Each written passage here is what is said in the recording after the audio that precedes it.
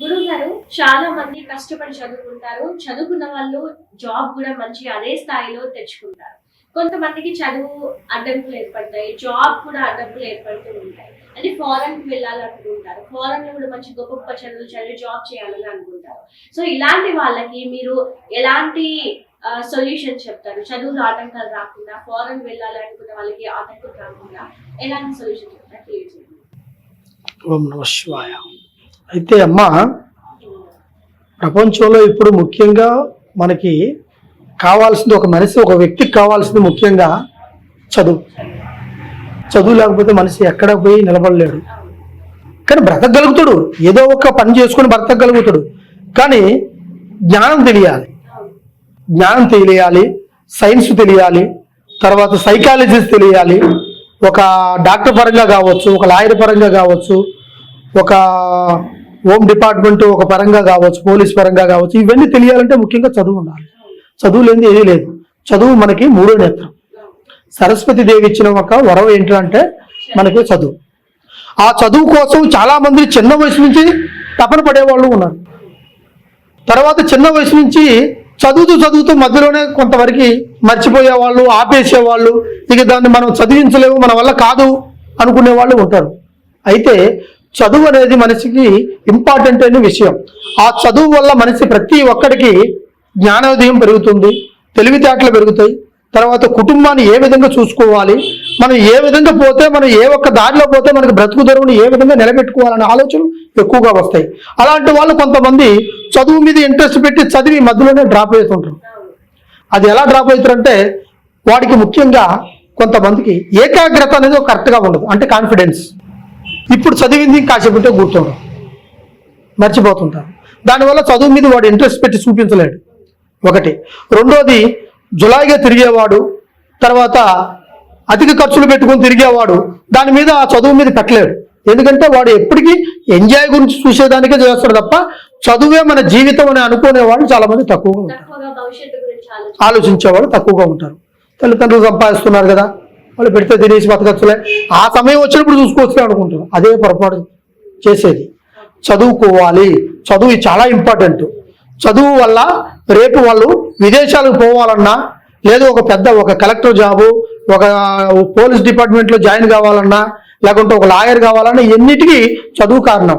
ఒక డాక్టర్ చదవాలంటే మెల్ల స్టెతస్కోప్ వేసుకుంటే అయిపోదు కదమ్మా, దాన్ని తెల్లకోట వేసుకుంటే అయిపోదు కదా. దాన్ని చదవాలి, దాని సైన్స్, దానికి కోర్సు ఉంటుంది. ఆ కోర్స్ కంప్లీట్ చేసి దానికి సరైన సర్టిఫికెట్ నువ్వు తెచ్చుకోవాలి. అప్పుడే దాన్ని నువ్వు పొందగలుగుతావు. అది లేకోకుండా నువ్వు ఇష్టం వచ్చింది కదా నువ్వు చేసుకుంటే దానివల్ల నీకు ఇంకా చెడ్డ పేరే వస్తుంది, ఎదురవుతూనే ఉంటాయి. అప్పుడు ప్రతి ఒక్కరూ నిన్ను దూరం పెట్టేస్తారు, నువ్వు చాలా మందికి దూరం అయిపోతావు. అలాగా ముఖ్యంగా చదువు అవసరం. వాళ్ళకి కొంతమంది చదువు జ్ఞానోదయం కాకోకుండా కొంతమంది ఇబ్బంది పడుతూ ఉంటారు. వాళ్ళకు కూడా ఆ సరస్వతి వాళ్ళకి కూర్చునేటట్టు కూడా మనం చెప్పగలుగుతాం, చేయగలుగుతాం. అదేవిధంగా చదువుతూ తర్వాత నెక్స్ట్ స్టెప్ ఏంటి వాళ్ళది? జాబ్. వాళ్ళకి ఎట్టు కూడా నాకు జాబ్ కావాలి అంటే ఇప్పుడు ఎక్కువగా ఈ మధ్య కాలంలో చూసేది సాఫ్ట్వేర్స్. ఎందుకంటే విదేశాలు పోవాలి, యుఎస్ కానీ, యూకే కానీ, అబ్రాడ్ కానీ, ఎక్కువగా ఈ రాష్ట్రాలకి కనెక్ట్ అవుతుంటారు జనాలు. ఎందుకంటే అక్కడికి వెళ్ళిపోతే మన భవిష్యత్తు మారుతుంటుంది. తర్వాత మన తల్లిదండ్రులు వాళ్ళ బతుకులు మారుతాయి. మనం పడ్డ కష్టాలంటే ఒక దారి దొరుకుతుంది ఒక తాపత్రంతో చదివి ఫీజులు కట్టుకొని చాలా కష్టపడి ఉద్యోగం దగ్గర రాగానే కొంతమందికి ఆ ఉద్యోగం దొరకదు. చాలా మంది ఉన్నారు ఇప్పుడు ఎస్ఎల్సీ వరకు చదువు, పెద్ద చదువులు చదివినా కూడా దానికి ఒక సరైన సమాధానం దొరక్క చాలా మంది బాధపడుతున్నారు. చిన్నపాటి ఉద్యోగాలు చేసుకుని బతికేస్తున్నారు అడ్జస్ట్మెంట్ అవుతూ. ఎందుకంటే అంత పెట్టుబడి పెట్టాలి, అంత మనకి లేదు, మన కుటుంబం గడవాలి, మన తల్లిదండ్రులు, మన భార్య పిల్లలు వాళ్ళకి గడపాలి అనేటట్టుగా ఆలోచించుకొని చాలా వరకు ఇబ్బందులు పడుతున్నారు. అలాంటి వాళ్ళకు కూడా మంచి పరిష్కారాలు ఉన్నాయి. కానీ కాకపోతే ఈ ఉద్యోగం విషయం ఎలాంటిదిరా అంటే, ఈరోజు మనం చదువుకున్న వాళ్ళకి వాల్యూ ఎక్కువ ఉంటుంది. కానీ దానికి మించిన వాల్యూ దేనికి ఉంది? మనీ, డబ్బు. చదువుకున్నోడు కంటే నీకు 1 లక్ష రూపాయలు నేను ఎక్కువగా రికమెండేషన్ చేసి ఆ డబ్బుని ఇచ్చాననుకో, వాడికి రావాల్సిన ఉద్యోగం వాడు నోరును కొట్టి ఇంకోటికి వెళ్ళిపోతుంది. అట్లా వీడు ఎంతవరకు ట్రై చేసి ఉండొచ్చాడు. ఒక సెంటర్ కాదు, ఒక ఊరు కాదు, మన ఊరు కాకుండా, మన రాష్ట్రం కాకుండా, మన ఫుడ్ పడకపోయినా కూడా ఏదో దిక్కుకు పోయి కూడా ట్రై చేస్తూనే ఉంటారు. వాళ్ళకి దొరకలేదంటే వాళ్ళ దురదృష్టకరమనికే అనుకోవద్దు. వాళ్ళకు కొంచెం శత్రువర్గం కూడా ఏర్పడుతుంది. కంపల్సరీగా ఆపోజిట్ ఉంటుంది.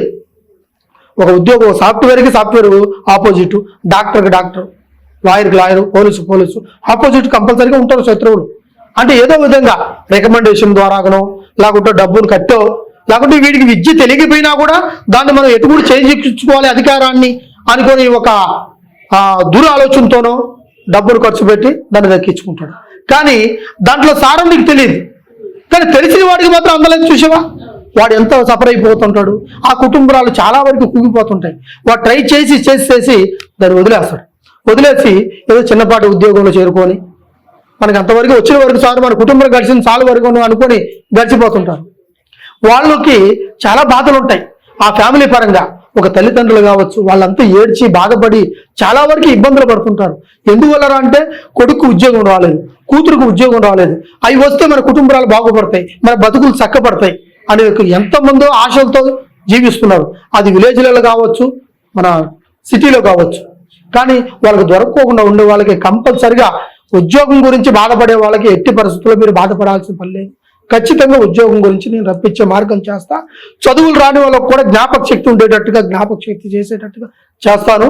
తర్వాత ఈ అప్లోడ్ పోయే వాళ్ళు, అమెరికా పోయే వాళ్ళకి దూరంగా పోవాలి. అక్కడ పోతే శాలరీలు వస్తాయి, మంచి జాబు, మంచి లైఫ్ సెటిల్ అయిపోద్ది అనుకుని వెళ్తుంటారు కొంతమంది. వాళ్ళకి నేను చెప్పాల్సింది ఏంటంటే, ముఖ్యంగా ఈరోజు మనకి వీసా వచ్చింది, మనకి పర్వాలేదు అక్కడికి వెళ్ళిపోతాం, అక్కడ వెళ్ళిపోతే మన లైఫ్ మారిపోతుంది కదా అనుకుంటాం. వీసా తీసుకున్న తర్వాత ఫ్లైట్ ఎక్కి అక్కడ దిగేసిన తర్వాత వాడికి ఆ జాబ్ రాదు.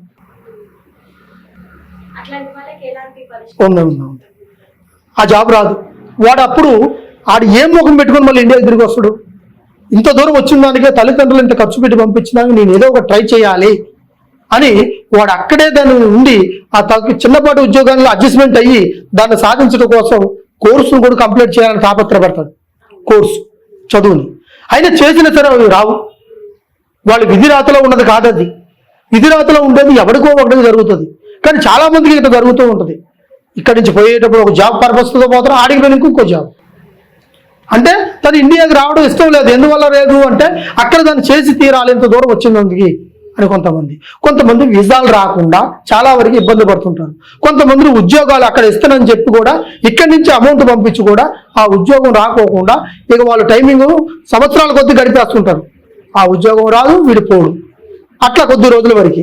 ఇట్లా కొంతమంది సమస్యల్లో కూడా మీ అబ్బాయి ఉద్యోగం జాబ్ వెళ్తానికి అమెరికా వెళ్తున్నాడు, ఇంకా రాలేదేమిటి అనేది వీళ్ళని అడిగిన కొద్దీ వీళ్ళకి నామోషిగా ఉంటుంది.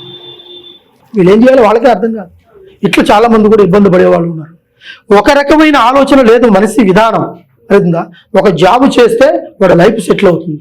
చదువుకుంటే వాడు రేపు బతుకుదొరిని సాధించుకోగలుగుతాడు. చదువు లేకపోతే వాడు ఏదో ఒక రూపంలో బతుకుదొరిని చేసుకుంటాడు. కానీ వీడికి వాడికి ఉన్న తేడా చాలా ఉంటుంది.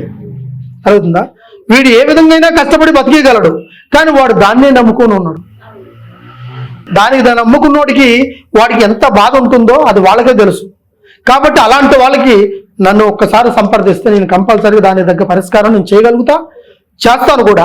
ఎందుకంటే ఇటువంటి ఉద్యోగం లేకుండా ఉండే వాళ్ళు చాలా మంది ఫారిన్ కని వెళ్ళి కూడా అక్కడి నుంచి కూడా చాలా వరకు ఇబ్బందులు పడుతుంటారు. మనశ్శాంతి లేకోకుండా, ఆరోగ్యం బాగలేకుండా, డబ్బు లేకుండా చాలా బాధలు పడుతుంటారు. అలాంటి వాళ్ళకు కూడా నేను ఏర్పాటు చేస్తాను. కాబట్టి మీరు ఖచ్చితంగా మమ్మల్ని సంప్రదించండి. దానికి తగ్గ పరిష్కారం నేను చేస్తాను. కంపల్సరీగా మీరు సంతోషంగా ఆయురారోగ్యాలతో వర్ధిల్లి కుటుంబం సంతోషంగా ఉండాలి, అందరూ బాగుండాలి, అందరూ మనం ఉండాలి.